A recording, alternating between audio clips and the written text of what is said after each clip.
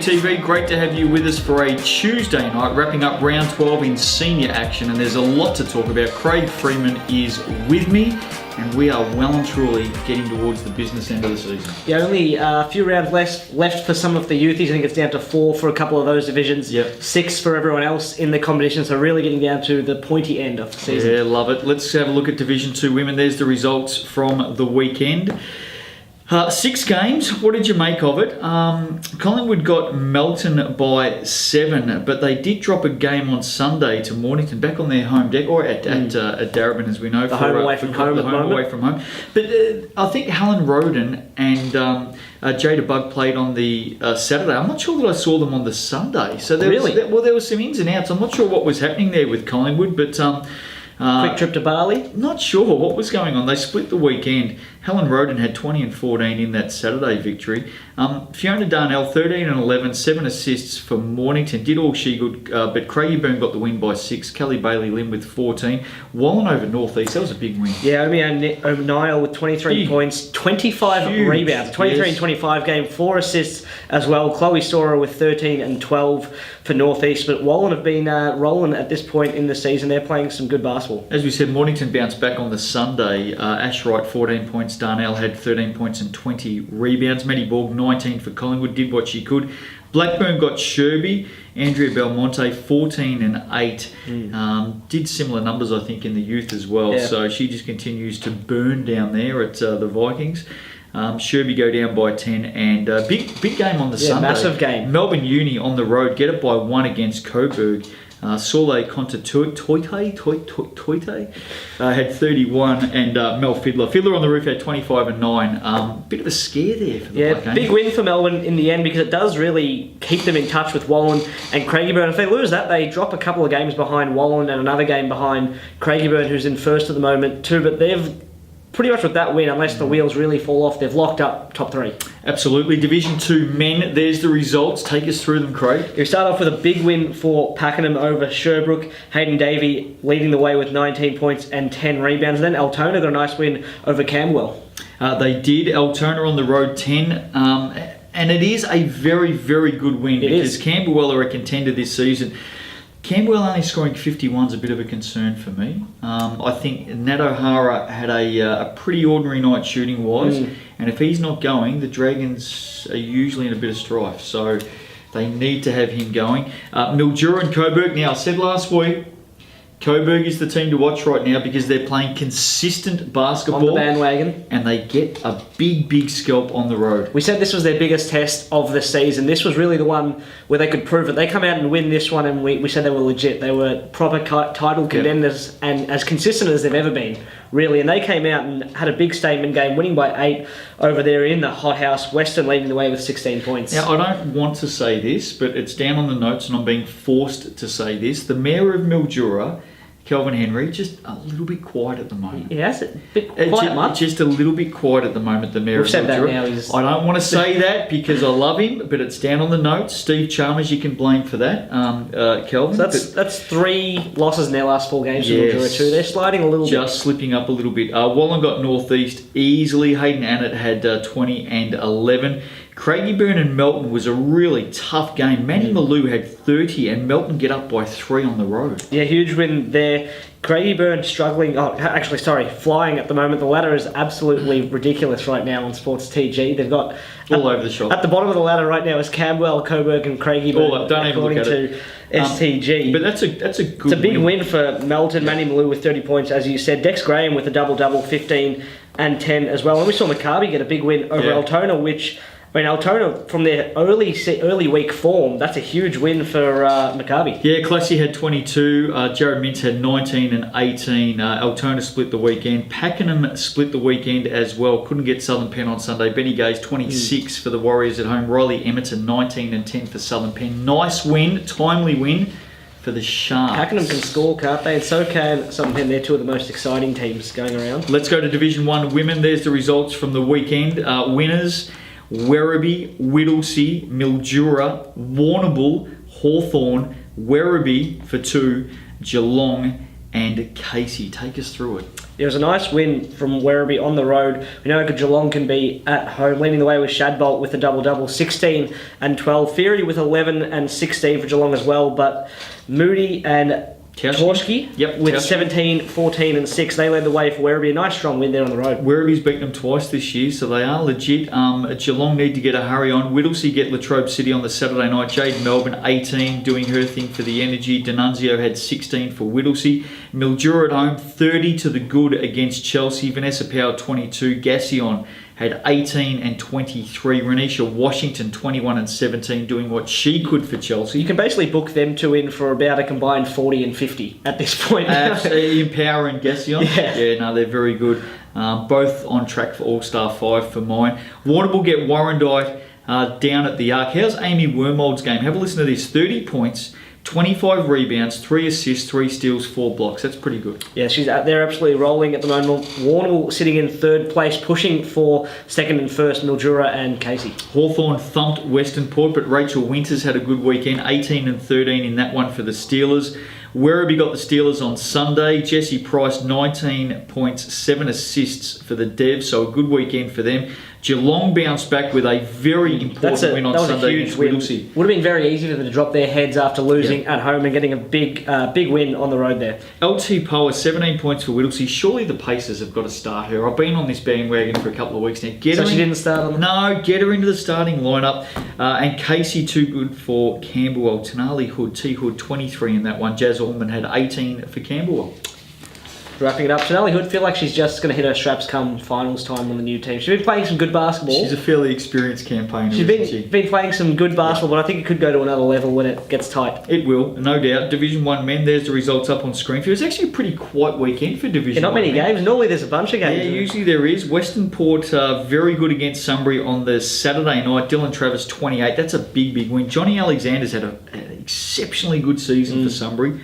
24 and 13 in that one. How's Melbourne Uni down at Geelong? Never an easy place to play. It's a huge win, nearly 30 points. Lewis Barley did all he could for Geelong, continued his good season, but Masunda with 30 points, great. 12 rebounds, 5 assists, did it all for Western Port. Shepparton, Chelsea, that was the big game of the round. Chelsea get it on the road. And I reckon Chelsea were down by about 16 at one stage in this game. So it's a big effort. Corey Stander for 31 and 13. Matt Brasser was exceptional with 30. Spencer Coleman, 30 and 13. Cam Vines, 27 and 11. Good to see some superstars around there and do their things well. All 4 of them. They are. Matty Bartlett was well held in that game. Yeah, and big win for Chelsea because that draws them level on wins with Shepparton up the top of the ladder.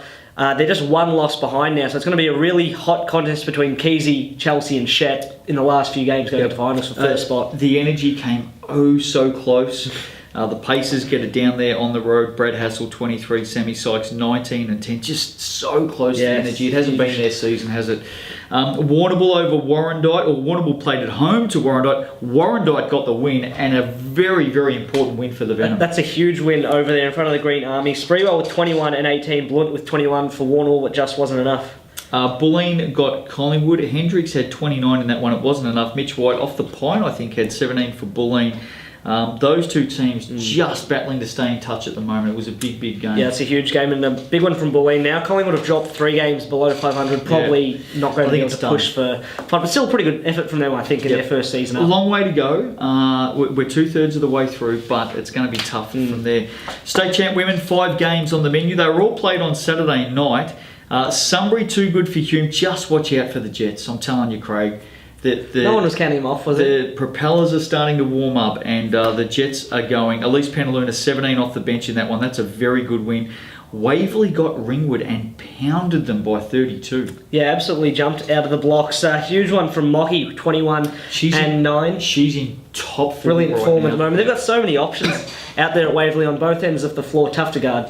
Bulleen have won their last 3. Jasmine Hines, 17 points, 19 rebounds. Too good for Eltham. Yeah, Bulleen have won their last 3 and they're only 3. Eltham might get the wooden spoon, Craig. So they're on 2 wins at the moment. McKinnon on 3, Bulleen on 3, Keeler on 3, but Keeler have played the least games. And I reckon McKinnon's got head-to-head on Eltham as well. So right. They're in a little bit of strife at the moment, the Wildcats. And the other game is a big one Saturday night. Knox, who I think were on a 9 or 10 game winning streak at home to Southern Peninsula. The Sharks won by 20. I saw most of this game. The Sharks were brilliant. I think one person tipped the Sharks on Friday. They ran, they were aggressive, they really attacked the basket hard, defensively good. We know that Knox are a good defensive team, but the Sharks just said, get out of our way, we are going to go to the basket with courage and desire, and it was great to see. Peyton Little, 27 points. Jazz Shelley, she just started in this game. 23 points, 8 rebounds, 10 assists. I think she had 6 or 7 steals as well. 2 boards off a triple-double. Very, very good. Mijovic had 18, but 9 turnovers for Carly. Southern Penn showed some of that early season form. We do know they slumped a little bit through the middle patch of the season, but they might get clicking again. I think so many people picked them to be prominent come finals time, and that's the type of form that shows you why. Let's go to state champ men. There's all the results from round 12. Hawthorn, big winners over Coroyo. Yeah, Kirksey leading the way. He's had some type of season, hasn't he, with 23 points, 6 assists. Lynch with 16 and 11 to lead Coroyo. And then Hume with a nice strong win over Keilor Jekka, leading the way with 22 points, 6 rebounds, 9 assists. Yeah, he's a very good player, Lee Jekka. They got up by 5. No Mike Rose. It's a strong win then. And no Luke Egan in very that strong game. win then. So, Ringwood and Waverley, we're going to come back to that game in a moment. McKinnon got Hume by 25, Deng 17 and 9. I think he had 6 or 7 blocks in that game as well. Lee Jekka had 17. Now, no Rose and Egan again. I expect Egan back next week. Hopefully Mike Rose not too far away. No, Mike Rose, just a bit of a health issue. Had a chat with him after that game, and hopefully he's not too far away, but I wish him a speedy recovery. Yeah. Any win that they can get without him as well is huge. Oh, absolutely. Hopefully Mike Rose is back out there in the not too distant future. Hume won, I think, 5 in a row coming into that game against McKinnon as well. They'd lost 1 before then, but they were on a roll before that. Right, gotcha. Waverley went down to Blackburn on Sunday. Now we're going to talk about Waverley in a moment. Slope for Waverley. Yes, Eltham got Keilor by 8 in a real scrappy game. And Casey got Knox at Knox. Matt Donlan, very good, 26 points. Lenny Lemons had 21 and 14. It's a big win for Casey. It's a big loss for Knox. But let's come back to Waverley. Waverley and Ringwood is a huge matchup. Now, I said on Friday night that Waverley were the best team that I've seen so far this season. They went into the weekend, and I don't know what it is about Waverley, but they just can't get over Ringwood. Ringwood are their bogey team. In Ringwood especially. It's a huge win. Ringwood by 18. Jacob Gibson had 18. Daniel Dillon, 19 for Waverley. Ringwood right now, based on that result, team to beat. They're going for the three-peat. Yep. They're up and about. They're dominating the competition. They're also about 3 games clear on top now. Dominating. Waverley just can't get them. So Waverley's the best team that I'd seen this season. Haven't lost at home yet either, Ringwood.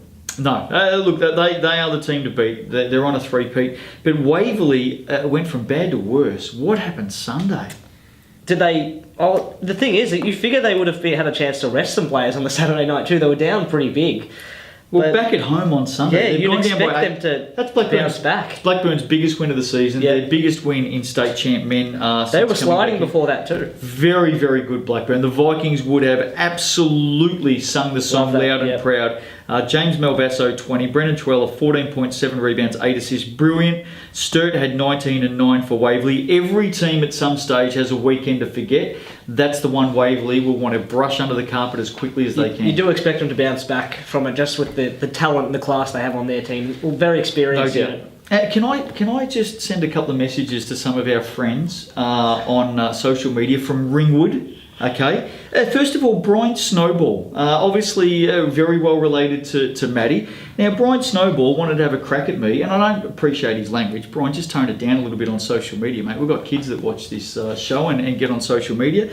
They had a crack at me for saying last week that Waverley were the best team that I've seen so far, and then they lost 2 on the weekend. Hey, mate, everyone has a bad weekend. Waverley will be there or thereabouts. Ringwood are the team to beat. It's okay. You're up the top. You're flying. It's okay. 3-peat maybe on the way. Relax. I tipped Waverley going in. Got it wrong. I'll wear that. Life goes on. Relax. It's okay. Are you going to say anything there? No, he's going to let you roll here. The other one is Stephen Fennell. Obviously got a bit to do with Matt Fennell. Had a crack at us last week for not mentioning Matt Fennell's 300th game. Now, I don't know how long you've been on the show with me for, a couple of years? Yeah. I'm one of Matt Fennell's biggest fans. If I had known that it was his 300th game, Stephen, I would have mentioned it. Trust me. But the club's got to let us know. Yeah. Ringwood did not tell us at all last week that it was Piper Goldie's 100th game, Inez Lee's 100th game, and Matt Fennell's 300th game. Piper, Inez, and Maddie absolutely deserve accolades. If you've watched this show over Especially and over, Matt, who's been brilliant in the league for years and we years and love years. pumping up these games and giving players accolades. So, Steve, I hear you, mate. I would have loved to have talked about it last Friday, but go to Ringwood, Matt's club, and let them know to let us know. If we know these things, we're going to promote them, mate, because we love milestones. It is impossible to keep track of You 400 can't do players. it. Not 400, there's 1,500 plus in the league. We don't know how many games they've played. Give us a spell. But, Stephen, we agree with you, mate. Go to Ringwood and tell them to let us know that these players are playing milestones, and we will pump them up till the cows come home. That goes to all teams. All teams. Don't blame us. Go and tell the clubs to let us know. On this occasion, Ringwood did not say a single word to us about those games. Matty Fennell, you're a star, mate. You have been for a long, long time in Big V. 300 games. It's an awesome milestone, and you deserve every accolade that comes your way. Perfect that it was against Waverley, and they got the win too. He would have been pumped up. Matty Fennell is one of my favourite all-time players in the Big V. If I had known that, I would have dedicated a whole show to him last week. He's a star. Anyway, we love people's feedback, but give us a spell. Seriously, go easy on us. I've let him loose here. We're not Last brain 4 surgeons. minutes. Hey, listen, tomorrow night, speaking of stars in the Big V, we talk about all the big players and all the great scorers and everything that... Tomorrow night, we're talking about the most underrated players in the Big V this season. And I love this time every year. We do it every year, Craig, and when we talk about those underrated, they fly under the radar. And I love an underrated player, and we're going to talk about them tomorrow night. And I think this is where you get all the teammates getting around, the people that we've Yes. mentioned as well. Yes, absolutely. So that's coming up tomorrow night. Have a great night. We'll be back on Big V TV, 5:30 tomorrow. Hopefully Steve and Brian rejoin us tomorrow night to watch as well. We'll see you then.